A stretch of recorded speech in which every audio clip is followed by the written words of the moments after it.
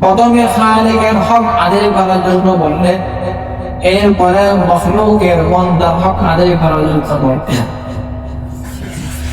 আয়াতে কারিমার শুরুতে আল্লাহ তাআলা বলেন, ওয়া কাদা রাব্বুকা আল্লা তা'বুদু ইল্লা ইয়্যাহু, তোমার রব তোমার প্রভু হুকুম দিয়েছেন, নির্দেশ দিয়েছেন যে তোমরা তাকে ছাড়া আর কারো ইবাদত করিও না। অর্থাৎ মানুষকে, মানব জাতিকে যে জিনিসের জন্য সৃষ্টি করলেন ওটার হুকুম দিলেন। মানব জাতিকে সৃষ্টি করার মেন লক্ষ্য উদ্দেশ্য আল্লাহর ইবাদত করা। ওয়া খালাকাল জিন্না ওয়াল ইনসা লিয়াবুদুন। প্রথমে আল্লাহ তাআলার ইবাদত করার জন্য বললেন, এরপরে আল্লাহর হক আদায় করার পরে বান্দার হক আদায় করার জন্য বললেন। বান্দার হকের মধ্যে সবচেয়ে গুরুত্বপূর্ণ হচ্ছে বান্দার প্রতি মখলুকাতের মধ্যে নিজের পিতা-মাতা, মা বাবা হক আদায় করার ক্ষেত্রে সবচেয়ে যোগ্য ছেলে সন্তানদের উপর হচ্ছে পিতা-মাতা। এরপর পিতা-মাতা আল্লাহ তাআলা বলেন, ওয়া কাদা রাব্বুকা আল্লা তা'বুদু ইল্লা ইয়্যাহু ওয়া বিল ওয়ালিদাইনি ইহসানা। শেষ পর্যন্ত পিতা-মাতার হক আদায় করার ক্ষেত্রে এখানে বললেন ছেলে সন্তানের উপর, ছেলে সন্তানদের প্রতি মা বাবা, এখানে 6টি হকের কথা উল্লেখ করলেন, 6টি নির্দেশ দিলেন আল্লাহ তাআলা। 1 নম্বর, ওয়া বিল ওয়ালিদাইনি ইহসানা, পিতা-মাতার সাথে সৎ ব্যবহার করা, পিতা-মাতার সাথে সুন্দর কথা বলা, এমন কোনো কথা না বলা যে কথার কারণে পিতা-মাতা সন্তুষ্ট হয়, নারাজ হয়, রাগী হয়। 6 জিনিসের মধ্যে, 6টি নির্দেশের মধ্যে প্রথম নম্বরে বলা হয়েছে ওয়া বিল ওয়ালিদাইনি ইহসানা, পিতা-মাতার সাথে সৎ ব্যবহার করা।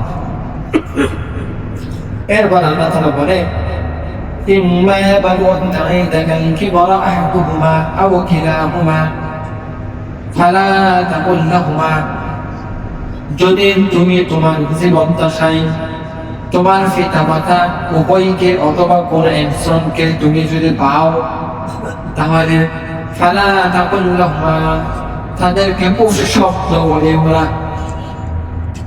তোমার জীবদ্দশায় যদি তোমার পিতা-মাতা যদি বেঁচে থাকে, তুমি পৃথিবীর মধ্যে আছো, তোমার পিতা-মাতাও আছে, যদি এরকম হয় অথবা 2 জনের মধ্যে কোনো একজন আছে, আপনার মা আছে অথবা বাবা আছে, তাহলে আল্লাহ তাআলা হুকুম হচ্ছে ফালা তাকুল লাহুমা উফ, তুমি তাদেরকে উফ শব্দ বলিও। এখানে উফ থেকে উদ্দেশ্য হলো এমন কোন কথা বলিও না যে কারণে, যে কথার কারণে পিতা-মাতা আপনার উপর অসন্তুষ্ট হয়।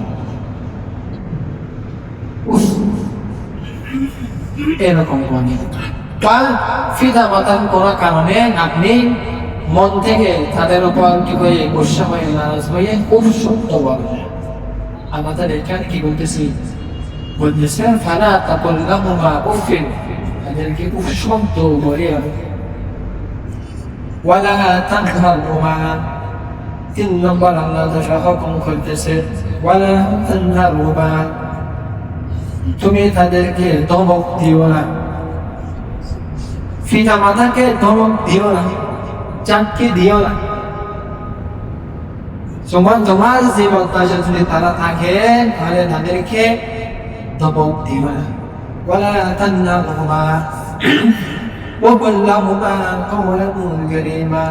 4 নম্বর আল্লাহ তাআলা বলেন ওয়া কুল লাহুমা কাওলান কারীমা, তুমি তাদের সাথে কওলে কারীম বলো, অর্থাৎ সুন্দর কথা বলো, নম্রতার সঙ্গে, ভদ্রতার সঙ্গে তাদের সাথে মুআমালা করার মতো বলো।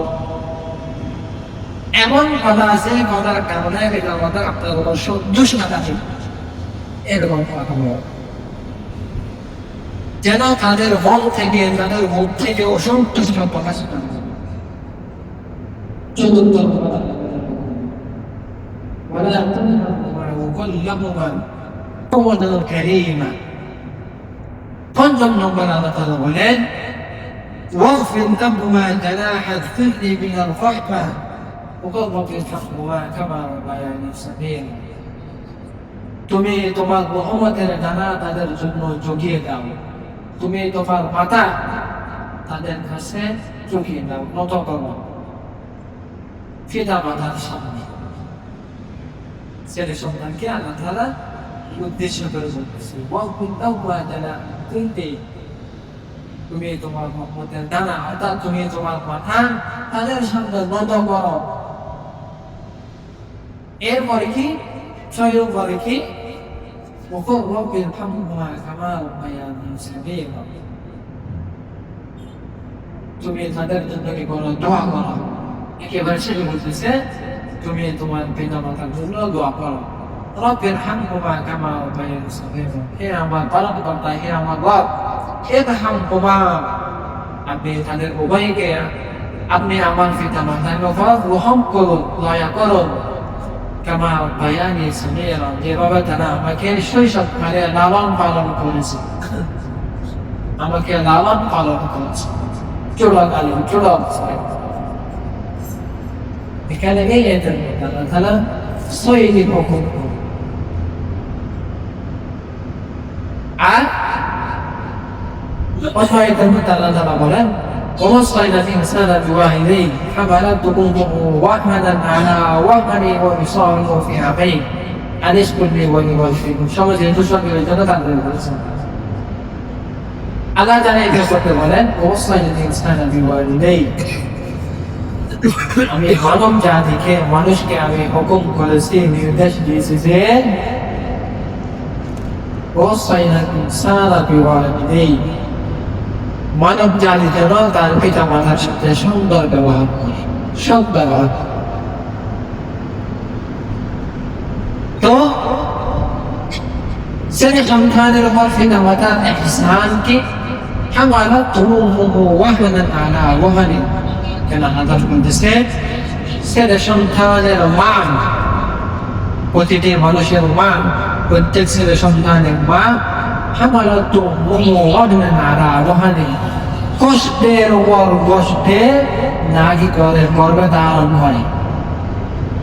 যখন ছেলে সন্তানকে তাকে পেটের মধ্যে রাখে তখন মায়ের কি হয়, কষ্ট কম, অনেক কষ্ট। যখন কি হয় একেবারে জন্ম হয়, জন্ম হওয়ার সময় তো কষ্ট কোনো কি থাকে না, সেবা থাকে না, এরকম কষ্ট। আর 2 বছর আমি 2 বছর কি করে দুধ পান করানো। এরপর আল্লাহ বলেন আদেশ করতে বলি তুমি আমার শুকরিয়া আদায় করো এবং কিরে তুমি তোমার পিতা মাতার শুকরিয়া আদায় করো।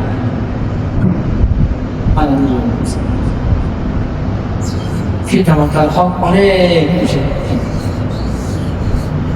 আল্লাহ রাসূলের সাহাবী হযরত আবু হুরায়রা রাদিয়াল্লাহু আনহু থেকে বর্ণিত, তিনি বলেন একজন ব্যক্তি এসে রাসূল সাল্লাল্লাহু আলাইহি ওয়াসাল্লামকে জিজ্ঞাসা করলেন, ইয়া রাজুলান ইলা রাসূলিল্লাহ সাল্লাল্লাহু আলাইহি ওয়াসাল্লাম, একজন ব্যক্তি রাসূল সাল্লাল্লাহু আলাইহি ওয়াসাল্লামের দরবারে আসলেন। فقال يا رسول الله, হে আল্লাহর রাসূল, মান আহাক্কুন নাস বিহুসন সাহাবাতি, ফি রাওয়ায়াতিন মান আহাক্কু বিহুসন সাহাবাতি, আমার সৎ ব্যবহার করার জন্য যোগ্য ব্যক্তি, যোগ্য পাত্র কে, কার সাথে আমি সবচাইতে বেশি সৎ ব্যবহার করব, সুন্দর ব্যবহার করব। মান আহাক্কুন নাস বিহুসন সাহাবাতি, বিশ্বনবী মুহাম্মদ রাসূলুল্লাহ সাল্লাল্লাহু আলাইহি ওয়াসাল্লাম বলেন, ক্বালা উম্মুকা, তোমার মা। ওই ব্যক্তি পুনরায় জিজ্ঞাসা করলেন, ক্বালা সুম্মা মান, ইয়া রাসূলুল্লাহ, এরপর কে? রাসূল সাল্লাল্লাহু আলাইহি ওয়াসাল্লাম আবারও বললেন, ক্বালা উম্মুকা, তোমার মা। ওই ব্যক্তি পুনরায় জিজ্ঞাসা করলেন, ক্বালা সুম্মা মান, ইয়া রাসূলুল্লাহ, তৃতীয় নম্বরে কে? বিশ্বনবী মুহাম্মদ রাসূলুল্লাহ সাল্লাল্লাহু আলাইহি ওয়াসাল্লাম তৃতীয় নম্বরে বলেন, ক্বালা উম্মুকা, তোমার মা। ওই ব্যক্তি আবারও জিজ্ঞাসা করলেন, ইয়া রাসূলুল্লাহ, এরপর কে? রাসূল সাল্লাল্লাহু আলাইহি ওয়াসাল্লাম বলেন ক্বালা আবুকা, চতুর্থ নম্বরে গিয়ে রাসূল সাল্লাল্লাহু আলাইহি ওয়াসাল্লাম বলেন তোমার বাপ, তোমার পিতা। এই হাদিসের মধ্যে মায়ের কথা 3 বার